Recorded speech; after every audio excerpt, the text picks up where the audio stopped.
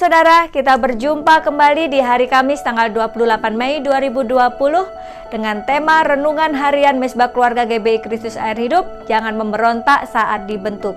Pembacaan kita hari ini di Yesaya ayat 1-12, ayat emas kita di ayat 8. Tetapi sekarang ya Tuhan, Engkaulah Bapa kami, kamilah tanah liat, dan Engkaulah yang membentuk kami, dan kami sekalian adalah buatan tangan-Mu.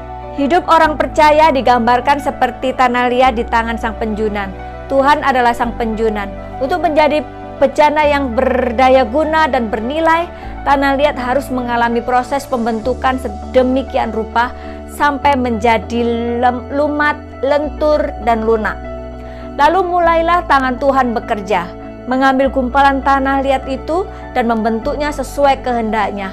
Kita tak akan bisa lari dari yang namanya proses pembentukan, sebab tidak ada istilah instan di dalam Tuhan. Seperti tertulis di dalam Yesaya pasal 44 ayat 24 dikatakan, "Beginilah firman Tuhan, penebusmu yang membentuk engkau sejak dari kandungan. Akulah Tuhan yang menjadikan segala sesuatu, yang seorang diri membentangkan langit, yang menghamparkan bumi. Siapakah yang mendampingi aku?"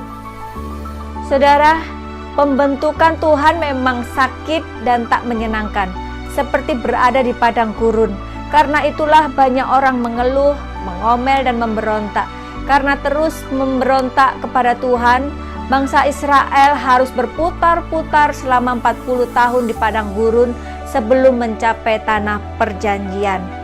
Seperti tertulis di dalam Keluaran 13 ayat 17-18. Allah tidak menuntun mereka melalui jalan ke negeri orang Filistin, walaupun jalan ini yang paling dekat. Sebab firman Allah, jangan-jangan bangsa itu menyesal apabila mereka menghadapi peperangan, sehingga mereka kembali ke Mesir. Tetapi Allah menuntun bangsa itu berputar melalui jalan di padang gurun menuju ke Laut Teberau.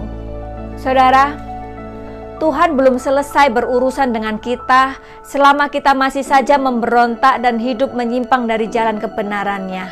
Di dalam Yesaya 45 ayat 9, celakalah orang yang berbantah dengan pembentuknya.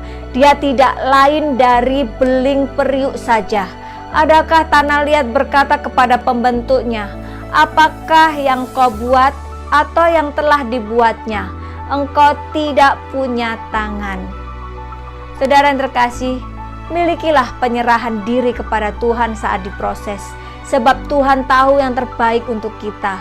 Apabila bejana yang sedang dibuatnya dari tanah liat di tangannya itu rusak, maka tukang periuk itu mengerjakannya kembali menjadi bejana lain menurut apa yang baik pada pemandangannya. Ini tertulis di dalam Yeremia pasal 18 ayat 4. Saudara, kita ini buatan Tuhan, diciptakan dalam Kristus untuk melakukan perbuatan yang baik, sesuai Efesus pasal 2 ayat 10. Shalom, Tuhan memberkati.